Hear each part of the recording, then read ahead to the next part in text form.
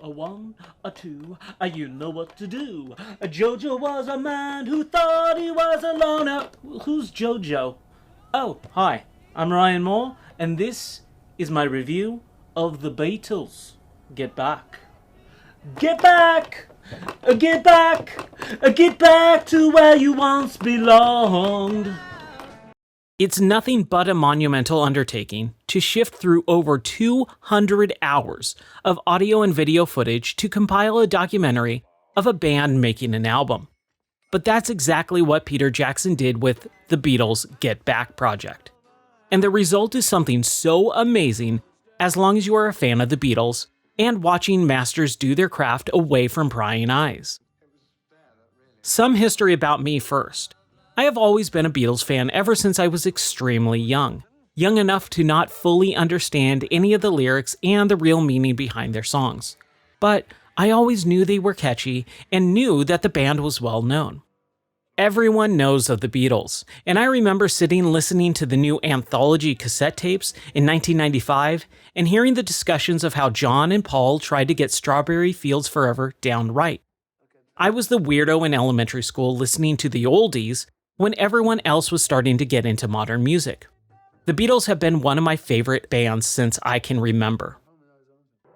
The Get Back project was originally conceived back in the end of late 1968 as part of a marketing multimedia blitz for the Beatles, part documentary, part TV show, and part movie, and it started filming in January of 1969.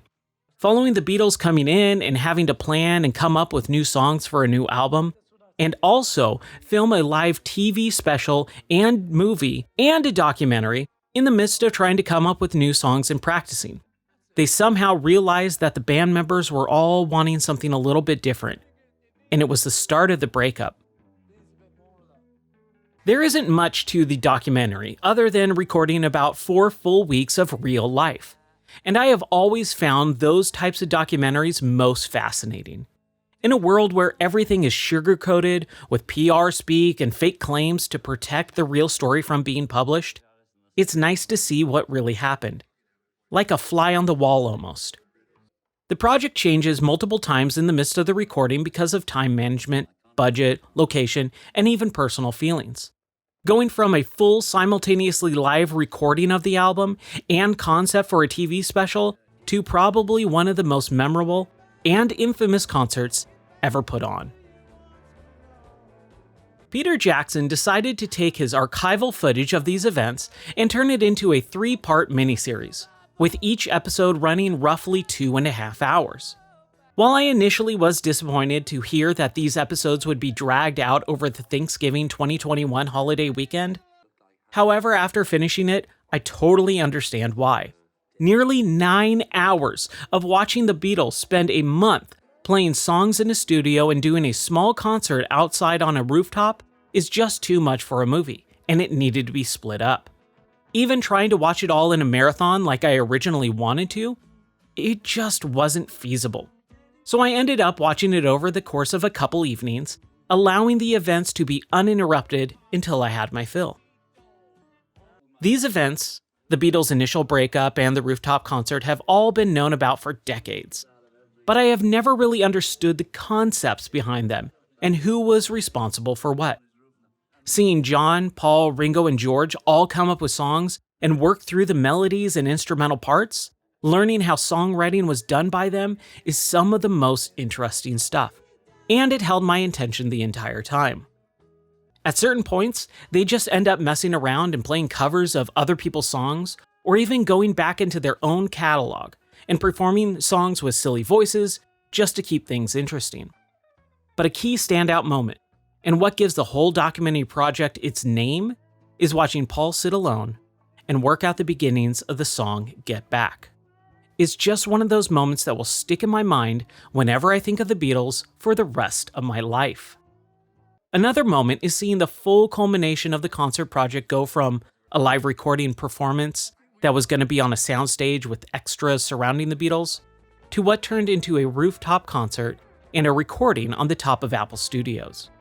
Seeing the full film, with each camera shot and reaction of passerbys and onlookers, and even the police getting involved, was almost breath-stopping. Even seeing George have the courage to turn on his amp after it was turned off and all of them to continue playing in the front of the police, in a word, it was just awesome. Watching the Beatles interact with each other and how they write songs together and also get into arguments is just so interesting to watch, and I feel like I could watch the whole thing uncut and still have it keep my interest. Watching George especially, and seeing him get up and walk out and quit the band was eye-opening and another key moment in the documentary. While Yoko is always going to be the reason why the Beatles started to splinter, with her never leaving John's side and even speaking for him in private meetings, George was the one who initially walked away. And even near the end of the documentary, you can even hear his personal feelings of how he wants to go out and record his music on his own. I suddenly realised, fuck all that.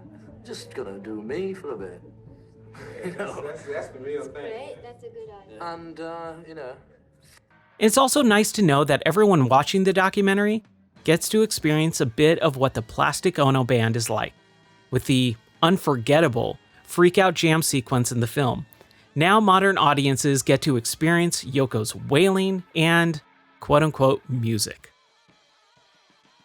It's a very large request to get someone to sit down and watch musicians fiddle around with their instruments and try to come up with new songs and get them to the point where they want to record them. Even bigger if you aren't a fan of the band. So Get Back basically becomes extra bonus material for diehard fans that can't get enough of the Beatles. But by the introduction on the first episode alone, you can clearly see the majority of the population is a fan, and why they are still so popular even 40 years plus after these events. Get Back becomes a definitive way to watch the beginning of the end of the Beatles. And it sheds some new light onto the inner workings of the band. Thank you on behalf of the group and ourselves. I hope we pass the audition.